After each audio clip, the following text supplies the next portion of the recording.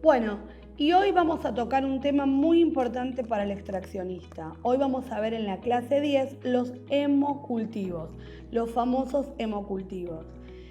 Son un tipo de estudio, como dice la palabra, hemocultivo es cultivar sangre dentro de un recipiente. En este caso tenemos unas botellitas que son las que contienen la sangre del paciente.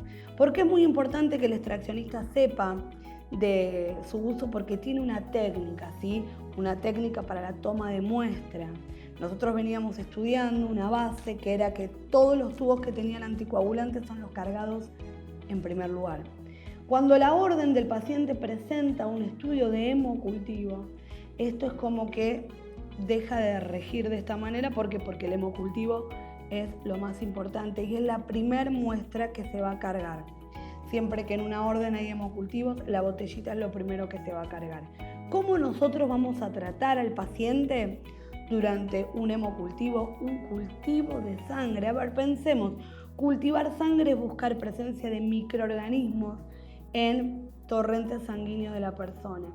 Otra cosa también que ustedes como extraccionistas tienen que saber, que cuando el médico envía al paciente a hacerse un hemocultivo es porque hay ausencia de diagnóstico o un diagnóstico errado o difuso y necesita reconocer alguna bacteria, algún hongo, ¿sí?, que está provocando daños en la persona.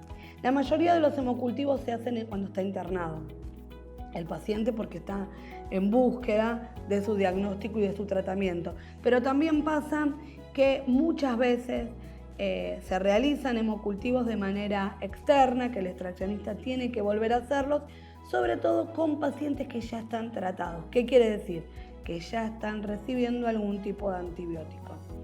Importantísimo, como les dije recién, el médico está buscando encontrar la presencia de este patógeno en el cuerpo. Por lo tanto, va a enviar dos tipos de estudios. Los hemocultivos, si son de investigación, son dos y hasta pueden ser tres. Vamos a entrar en detenimiento.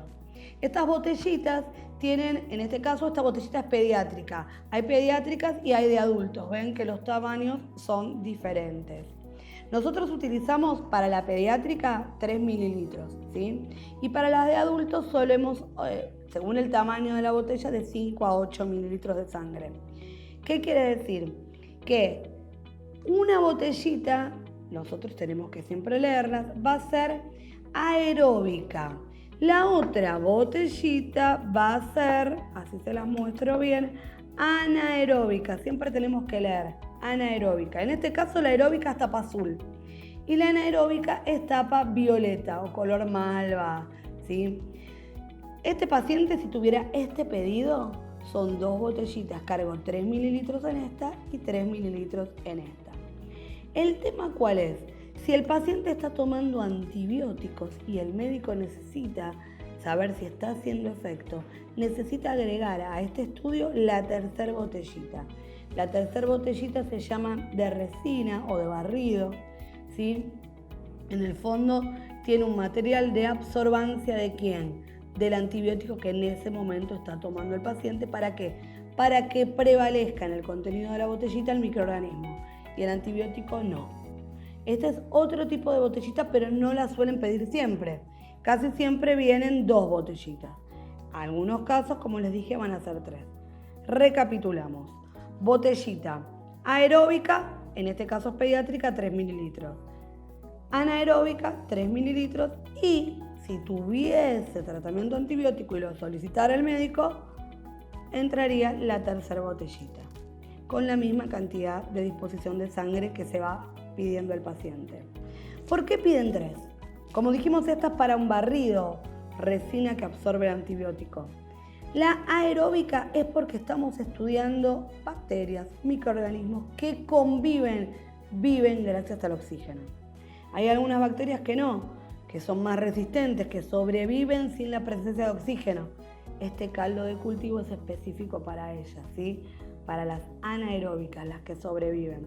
Como el médico no sabe qué bichito tiene, entra en todas las posibilidades. La idea es que prolifere dentro de este caldo de cultivo, pueda ser reconocido el bichito y pueda ser diagnosticado y tratado el paciente con la medicación para curarlo, ¿sí? Por eso el hemocultivo es importantísimo que el extraccionista lo haga bien. ¿Cómo lo hacemos? Recibimos al paciente, siempre de la misma manera, corroboramos datos, el código de barra que trae la botellita nunca tiene que ser tapado por el código que tiene el paciente, ese troquel, ese control que tiene, que con su escaneo nosotros tenemos la historia clínica del paciente. Estas botellitas, una vez que ya corroboramos datos y las lacramos y las dejamos en posición para trabajar, el paciente se lo recibe igual, se le extiende el brazo, se palpa, se busca la vena. La higiene de la zona es completamente diferente, es mucho más importante. Primer lavado, alcohol. Segunda limpieza, iodopovidona, Parvinox, si el paciente no es alérgico, obviamente. Tercer limpieza va a ser nuevamente con alcohol, pero ojo, limpio y no vuelvo a palpar. Yo tengo que aprovechar en las dos primeras limpiezas de la zona del epitelio del paciente para palpar y estar seguro dónde voy a pinchar. La tercera asepsia que se hace, no podemos volver a palpar porque estaríamos contaminando de nuevo el vaso sanguíneo que nosotros vamos a pinchar. La idea es que la sangre salga de esa vena y entre a la jeringa y de la jeringa sea cargada la botellita. Por eso es lo primero que cargamos. No descarto aguja, pincho la botella y solamente al pincharla se carga. Son 3 mililitros, atenti, 3 mililitros de un brazo. El médico no quiere que si son 3 botellitas, vos tenés que sacar 3 más 3, 6 más 3, 9, saques de un tirón 9. No quiere eso que el extraccionista haga. Las 3 extracciones en lo posible tienen que ser en 3 lugares diferentes del cuerpo. Si ustedes sacaron fosa cubital izquierda, la otra botellita van a extraer de fosa cubital derecha o manos, ¿sí? Van a intercalando. La idea que es que busquemos lugares diferentes del cuerpo. ¿Por qué? Porque el microorganismo está diseminado y lo queremos encontrar. La idea es encontrarlo y en su prevalencia. ¿Se entendió? Pueden ser 2 botellas, aeróbica, anaeróbica. Pueden ser 3 cuando agregamos el tratamiento de antibiótico. Las cantidades las pide en la misma botella. Recordemos que hay pediátricas y hay de adultos y que para hacer este estudio se suele pedir en lo posible que se extraigan de diferentes partes del cuerpo para tener mayor campo y mayor reconocimiento de este bichito, poder encontrarlo. Realmente esa es la idea. Bien, el hemocultivo es algo que es muy importante. Pensemos nosotros que el laboratorista prosigue con esta botellita, el bioquímico prosigue, como siempre la parte preanalítica, una de las más importantes, la realiza el extraccionista. Un mal volumen de sangre hace que no prevalezca una mal toma, ¿sí? Dato importante, deben homogenizarse tal cual tubos con anticoagulantes. Los hemocultivos también deben homogenizarse. Bueno, ahora nos vamos a meter de lleno en el laboratorio. Vamos a entrar en el laboratorio, digamos, en las partes. A veces algunos chicos me dicen realmente que no lo entienden por qué estudiamos estas cosas y vemos los elementos del laboratorio. Y yo siempre les respondo primero que el saber no ocupa lugar, o sea, aprender a conocer cosas nuevas nos da mejores aptitudes y hasta podemos llegar a participar en otros sectores. Aunque seamos extraccionistas, tenemos todo el derecho de saber para qué se usan los diferentes elementos con los que convivimos. Uno cuando trabaja en un ambiente, cuando es un actor de salud, cuando se mueve en el ambiente de salud, está bueno saber el funcionamiento de ciertos elementos con los que uno convive o se mueve y saber para qué están. No solo enriquece, sino que hace valorar también más el trabajo. Uno podía ver estas botellitas diseminadas por todo el hospital y ahora ustedes quizás entienden el uso tan importante que tienen y la responsabilidad que es su tratamiento y para qué están diseñadas. Y ahí uno empieza a interpretar y a ver las cosas de otra manera y también a cuidar el material. El extraccionista tiene que ser muy cuidadoso en el material estéril, en el uso, ¿sí? Porque todo tiene un precio, todo cuesta y a veces uno malgasta o se siente que quizás está utilizando alguna cosa con otro objetivo y realmente, sobre todo el ambiente público, necesita mucha empatía del que está trabajando del otro lado. Los faltantes hacen notar a veces, y a veces saber el uso de diferentes cosas hace cubrir esos faltantes quizás con otros elementos que podemos llegar a tener y salvar un día laboral. Bueno, vamos a empezar con el primer elemento que, bueno, como bioquímica nosotros utilizamos un montón, que es la campana. La campana es un lugar, en sí es un espacio físico, donde nosotros trabajamos. ¿Qué quiere decir? Nosotros introducimos el cuerpo en esa campana, es como un mostrador, ¿sí? Que está aislado, cerrado. Nosotros ahí trabajamos adentro de ese lugar, medio cuerpo adentro, pipeteamos, usamos el mechero, cultivamos, trabajamos ahí adentro. ¿Por qué? Porque es como aislar estos materiales que quizás tienen microorganismos para que no se esparzan por otros lugares. Cuando uno trabaja dentro de la campana debe estar callado, con el EPP, el equipo de protección personal, bien cubierto, y trabajar sin pausas y tranquilo. Y muy importante siempre tener el mechero cerca. Yo lo uso, me quemo bastante con el mechero, pero bueno, es un elemento que tiene que estar prendido todo el tiempo dentro de la campana. ¿Por qué? Ya vamos a ver el por qué, pero porque tiene doble función. Además de trabajar, mantiene estéril la zona. La campana es profunda, entra el mechero, entran los balones, entran los elementos del laboratorio que comúnmente se utilizan. Embudos. La verdad, los embudos ustedes los usan en casa. Nosotros en casa también hacemos química. También es para trasvasar sustancias líquidas, filtrar de un lado a otro. Si yo tengo que pasar de este recipiente a este, puedo utilizar un embudo para no perder, no salpicar, no lastimar y sobre todo no perder material, ¿sí? En el momento de trasvasar. Lo mismo que hacemos en casa, hacemos con los embudos del hospital. Después hay otro tipo de embudo, que es el embudo de separación. El embudo de separación tiene la posibilidad, con una canillita que ustedes ahí van a ver, de abrir y cerrar según la densidad que tiene el líquido. Yo puedo elegir separar agua de aceite. Abro, cuando está llegando la sustancia oleosa, cierro la canillita y me queda agua por un lado, aceite por el otro. Eso es un embudo de separación, para separar componentes que tienen diferente densidad. Escobillas. Las escobillas realmente son de gran utilidad y ustedes los extraccionistas las utilizan mucho. La escobilla viene como siendo el limpiamamaderas que nosotros utilizamos en casa, tal cual, igual. Va a tomar forma del recipiente que usen. Nosotros utilizamos mucho vidrio y porcelana. La escobilla se adapta y llega a los lugares más recónditos, los recovecos donde nosotros necesitamos garantizar la limpieza. El extraccionista se encarga muchas veces del tema de la higiene del laboratorio, es partícipe muy importante del tema del aseo y la limpieza, y las escobillas vienen de todos los tamaños, de diferentes grosores, más finitas, más largas, suelen venir con un anillo, esos de carpeta, y uno tiene todas, parecen como llaves, muchas escobillas, un manojo de escobilla, y uno utiliza por ejemplo, acá es obvio que el ingreso de la escobilla tiene que ser más fino y extenderse cuando llego al final del material. Son escobillas que se adaptan a los diferentes elementos del laboratorio. Mortero con pilón. El mortero con pilón viene siendo el famoso mortero que usaba la abuela cuando machacaba el ajo, preparaba hasta medicaciones. Los aborígenes, no nos vayamos a los aborígenes, vamos a la farmacia, que producen recetas magistrales y trabajan. Bueno, el mortero se sigue utilizando desde siempre. Suelen ser de porcelana, ¿sí?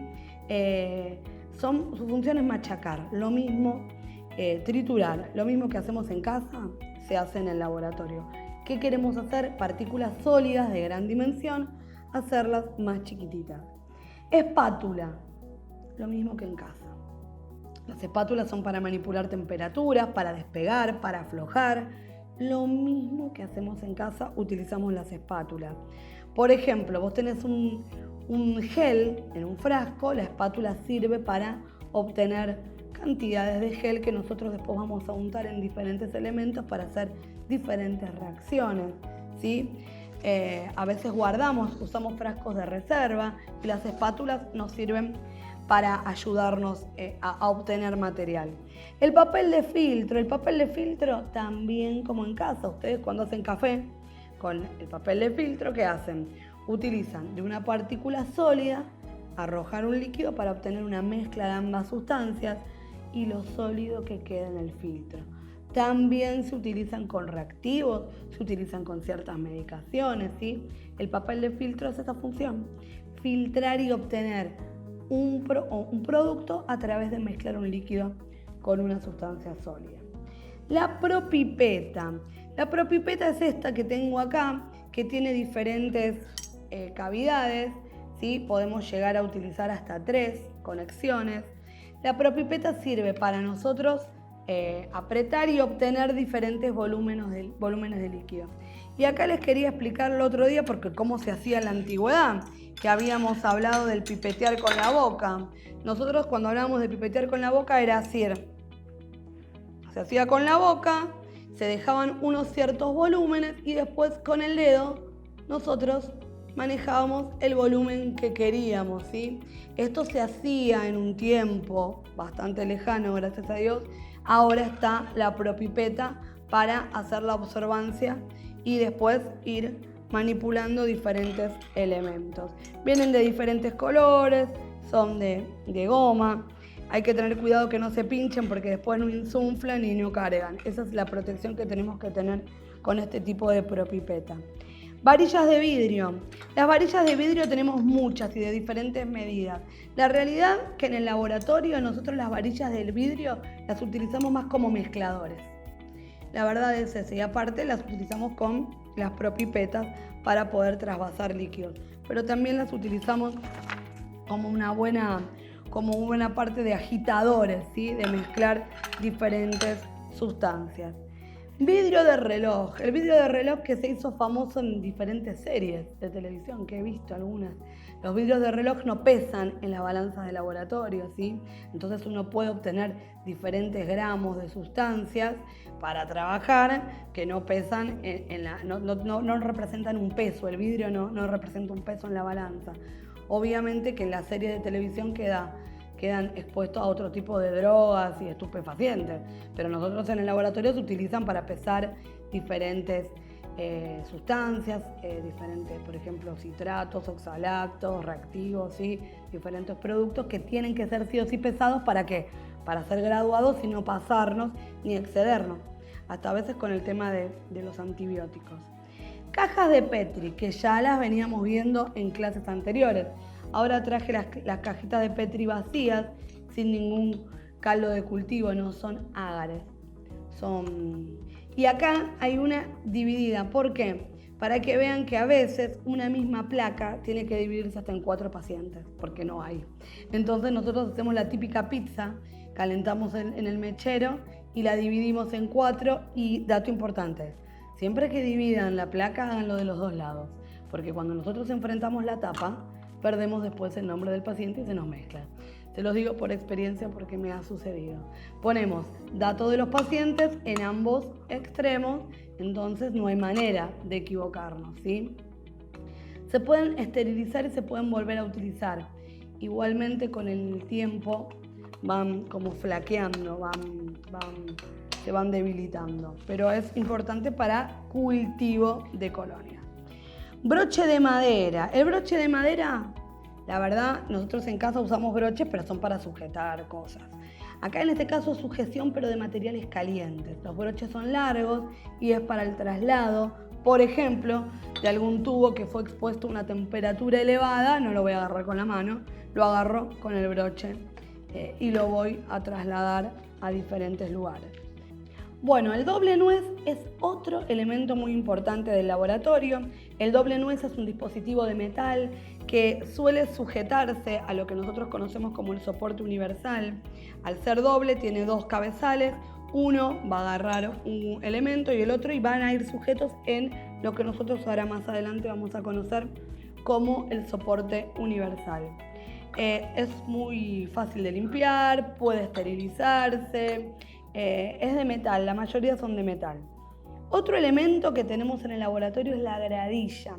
La gradilla, obviamente, su función es sujetar tubos, o sea, nosotros podemos colocar diferentes tubos y que queden paraditos. Los tubos de extracción o tubos de estos de vidrio para hacer diferentes pruebas. El tema de la gradilla es que los elementos que la componen a veces absorben demasiado los microorganismos, los hemocomponentes, no están muy higiénicos, a veces están desgastados. En preferencia son los metálicos, ¿sí? Son lavables y se pueden hasta mandar a esterilización. Las gradillas que vienen de regalo, con los tubos, son de Tergopor, abundan en los laboratorios, pero digamos que no son las más higiénicas y más seguras. Pinza para balón. La pinza para balón tiene el mismo material que el doble nuez. La diferencia es que para manejar estos balones, que ahora vamos a estudiar por qué no los podemos parar, la pinza de balón puede sujetar estos cuellos o estos cuellos. ¿Por qué? Porque tiene un adaptador que va a hacer que sea grande y se achique, y su principal objetivo es sujetarlo y poder dejarlo quizás a una temperatura excesiva y luego sacarlo, y es también para transporte. La pinza de crisol. La pinza de crisol, si ustedes ven la imagen, se parece mucho a las pinzas de panadería. En las puntas no tienen ningún material que rompa, como cuando les dan las facturas, tal cual. El uso en el laboratorio es similar. Uno manipula diferentes sustancias, diferentes elementos sólidos, que quizás están expuestos a una temperatura, y no tienen en sus bordes ningún material filoso que pudiera llegar a cortar o a punzar, ¿sí? La pinza de crisol tiene ese funcionamiento. Bueno, el soporte universal. El soporte universal es un elemento que tiene una base que nosotros lo podemos utilizar para colocar diferentes elementos, se sujetan, suele ser extensible. ¿Vieron como los trípodes de los camarógrafos que pueden elevarse, bajarse, las lámparas? Bueno, el soporte universal tiene un mecanismo que lo hace que sea fácil de transportar y tiene gran resistencia a los pesos que le vamos sujetando. El triángulo de pipa. El triángulo de pipa sirve, por ejemplo, para sostener un crisol cuando nosotros los estamos llevando al mechero, al fuego, a calentar. ¿Vieron cuando uno necesita calentar algún metal en la hornalla de la cocina? Por ejemplo, un cuchillo porque quiere perforar algo y arruina todos los cuchillos de la casa. Bueno, a veces dejamos un cuchillo que lo llevamos a llama y utilizamos su punta para perforar o para incidir. El triángulo de pipa vendría siendo la hornalla que nosotros tenemos en casa, y el crisol vendría siendo el cuchillo que nosotros calentaríamos para poder obtener diferentes perforaciones o tener que hacer derretir alguna sustancia. El triángulo de pipa sería la hornalla que viene acompañando a la mecha, al fuego. El triángulo de pipa y el mechero por dentro. La tela de asbesto. La tela de asbesto es un elemento que nosotros podemos utilizar para colocar, por ejemplo, algún recipiente de vidrio, ¿sí? Se calienta y lo que hace también es favorecer, mantener la temperatura. ¿Por qué? Porque mantiene la temperatura constante, no se enfría de golpe. Vieron que nosotros a veces hay sustancias que sacamos del horno, por ejemplo una Pyrex, estas que son todas de vidrio, la ponemos en la mesada de mármol, estalla, claro. Calor, frío de golpe, estalla. La tabla de asbesto mantiene la temperatura y digamos que es un aislante de este cambio abrupto de temperatura para que no haya rotura. En el laboratorio usamos mucho vidrio. Piensen que el asbesto es contaminante, pero es ínfima la cantidad que tiene y no es que estamos nosotros inhalándola. Así que quédense tranquilos porque muchos preguntan, pero el asbesto es contaminante. Pero es muy ínfimo. Hay muchos elementos en el laboratorio que son nocivos, pero si los usamos en pequeñas cantidades no sucede esto. Trípode. El trípode parece como una apoyamaceta, ¿sí? El trípode sería la base donde iría, ustedes lo están viendo ahora, el trípode va a ir donde va a ir la tela de asbesto y arriba nosotros colocaríamos todo el elemento que llevaríamos al fuego. El trípode vendría siendo la separación entre la tela de asbesto y la mecha del fuego, ¿sí? Para que no diera directo. Es la base. El trípode viene de diferentes tamaños porque son diferentes elementos que podemos llevar a temperatura. El matraz de balón. El matraz de balón, fíjense que tiene una estructura grande, su fondo, un cuello delgado y posee una tapa. El tema del matraz de balón es nosotros lo utilizamos cuando necesitamos perder menos cantidad de vapor. Necesitamos llevar estos elementos al calor, pero que no se evapore con facilidad. Pensá que un cuello más grande evapora más rápido. Pensá que un cuello más chiquitito más van a tardar en poder escapar los vapores de una sustancia. Entonces, el matraz de balón sirve para calentar líquidos cuyos vapores no deben estar en contacto con la superficie directa del calor. Van a quedar aislados acá y no van a poder salir, a no ser que uno los libere de manera voluntaria. El balón de destilación. El balón de destilación tiene una forma, ¿sí? Lo ven redondeado, no lo puedo apoyar porque se cae.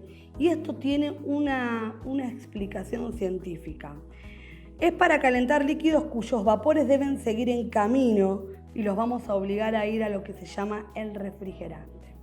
También nosotros vamos a tener acá, si yo expongo este recipiente a fuego, el calor llega acá y va a tardar en llegar ¿a qué? A los bordes, porque primero choca acá y después se va a irradiar a la parte externa. Acá no, acá llega y calienta todo. ¿Qué quiere decir? Que son elementos que yo tengo que llegar a la misma temperatura en el mismo momento. Son estudios, investigaciones, que necesito adquirir que el fluido tenga la misma temperatura en el mismo momento. Por eso utilizo este balón. Si este balón tuviera algún borde, ya se extiende, su capacidad y el volumen puede diseminarse. Acá no, acá queda todo por conjunción en la misma zona y calienta en el mismo momento. Al condensar, va a ir condensando en el mismo momento y va a ir directamente al refrigerante, que ahora vamos a ver cómo es el proceso de la destilación. Acá tenemos también un destilador, ¿sí? Este es un destilador que tiene dos conexiones. En una conexión va a ir el balón y en la otra el refrigerante, que ahora después vamos a entrar en detenimiento. Cápsulas de porcelana, las cápsulas de porcelana, la porcelana abunda también en el laboratorio. Cristalizador, el cristalizador es un elemento que evapora los líquidos y deja los sólidos en el fondo, ¿sí? Uno lo utiliza y al evaporarse quedan los cristales en el fondo. Erlenmeyer, los Erlenmeyer hay de diferentes medidas. Este es de 1/4, 250 mililitros y es para que calentar sustancias, pero acá no es tan necesario, las temperaturas específicas van a tener diferente tiempo y diferente evolución. Son lindas, parecen jarroncitos, pero no, tienen su fundamento, están formadas de esta manera por diferentes estudios. Espátula de combustión. La espátula de combustión es como la espátula, digamos, de las brujas que nosotros veíamos en los dibujitos. Son estas espátulas como cucharones grandes que nosotros podemos ponerlo en el mechero, podemos calentar para calentar ¿qué? Volúmenes directos de fluidos. Por ejemplo, lo que ocupa un cucharón se pone directamente al fuego y va a tener una ebullición mucho más rápida que hasta que cargue todo un recipiente. Es como para acelerar diferentes estudios dentro de un laboratorio. Del otro lado del cucharón vienen algunas espátulas de combustión. La segunda opción, que es la espátula, como les conté, para sacar cosas. Por un lado es cuchara y por el otro lado espátula. Estufa eléctrica. Las estufas eléctricas tenemos obviamente para colocar, por ejemplo, un Erlenmeyer y de manera eléctrica, no por mechero, calentar los recipientes. Las podemos usar para secar cosas, para esterilizar por medio de calor seco, porque alcanza hasta 250 y 300 grados centígrados estas estufas, o sea que son bastante potentes. El mechero de alcohol se utiliza solamente en laboratorios de campaña, ¿sí? Realmente nosotros lo que utilizamos es el mechero que viene ahora, el mechero de Bunsen, que es una fuente de calor que viene conectado al gas central de la institución donde estemos trabajando, es fuente de calor. Cuando hablamos fuente de calor me sirve para, por ejemplo, calibrar anzas, ¿sí? Pero lo más importante para mantener la esterilidad del lugar donde trabajo. Si hay fuego en mi campana, en mi campo laboral, me aseguro que hay microorganismos no va a haber. Solamente los microorganismos que yo puedo estar cultivando. El fuego asegura la esterilidad de la zona a trabajar. Por eso el mechero tiene que estar prendido en toda la jornada laboral. Refrigerante. El refrigerante es un elemento que va colocado con esto que tenía que ver con la destilación. Nosotros, por ejemplo, si tenemos agua y alcohol en este balón, yo la miro y no sé cuál es agua, cuál es alcohol. La verdad que a simple vista no lo podemos determinar. ¿Cómo se hace la separación de dos elementos que son miscibles? Lo llevamos a fuego, obviamente, y ahí actúa el destilador. El destilador tiene dos conexiones. Una conexión va a ir el vapor y en la otra va a ir el refrigerante. Entonces, una vez que lo primero que va a ebullición, el primer líquido que empieza en ebullición, va a ascender, va a formar una nube y va a traspasar. Y ahí va a actuar ¿qué? El refrigerante, este elemento. El refrigerante lo que hace es enfriar esta nube de vapor que se condensó y la va a volver líquida, como la lluvia, y va a caer depositada en este frasco. Una vez que la ebullición alcanzada empieza a seguir aumentando, tengo que frenar el destilador porque va a empezar a hervir el otro elemento, que yo no quiero, los quiero separar. Cierro la canilla y voy a obtener agua por un lado y alcohol por el otro. Este es el mecanismo que se utiliza en cualquier destilador, cualquier química que trabaja para diferenciar elementos que son miscibles. Recuerden, para diferenciar líquidos miscibles que tienen diferente temperatura de ebullición. Hierve una primera y después va a hervir la otra. Y nos da ese tiempo de que actúe el refrigerante y haga caer en forma líquida luego de que se condensó los líquidos. Bueno, los tubos de ensayo vienen de todas las medidas, vidrio, algunos de policarbonato. El vidrio es el de excelencia porque por su limpieza, son transparentes, podemos ver las sustancias que tienen en el interior. Son fáciles de limpiar, como les dije, y pueden ir a esterilización, autoclave, ¿sí? Pueden disolver, calentar, reaccionar diferentes sustancias. Bureta. Las buretas sirven para medir volúmenes de soluciones, ¿sí? Las buretas son muy similares a estas, muy similares. La única diferencia es que tienen una canillita para cerrar, nada más. Papel de pH. Los papeles de pH son tiritas reactivas, ¿sí? Que tienen unas coloraciones diferentes determinantes. Cuando uno las mete, las introduce en algún líquido, van a variar los colores dejándonos en evidencia niveles de alcalinidad, de acidez, ¿sí? De las diferentes sustancias. Los colores se diagraman, se ven. En este caso, este medidor es de orina, ¿sí? Nosotros podemos introducir esta tira y también nos da el pH de la orina de los pacientes. Este es un tipo de tira reactiva, ¿sí? Hay infinidad. Pipeta gotero, que nosotros utilizamos, las pipetas estas vienen estériles, se hace una apertura por cada paciente, ¿sí? Son muy similares a los goteros convencionales, que son estos que tenemos acá. Los goteros, su funcionalidad es utilizar pequeñas cantidades a cuentagotas. Nosotros en el laboratorio utilizamos como lo que se llama partes iguales. 3 gotas de sangre, las mismas gotas del gotero, por ejemplo con azul de Crecil para hacer reticulocito. Por ejemplo, el gotero es una unidad también de medida para hacer y calcular funciones.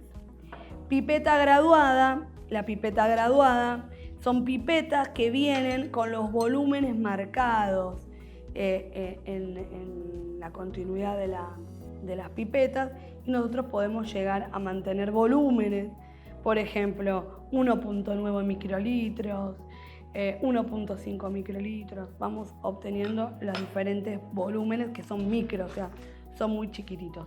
Probetas graduadas, que las tienen acá adelante.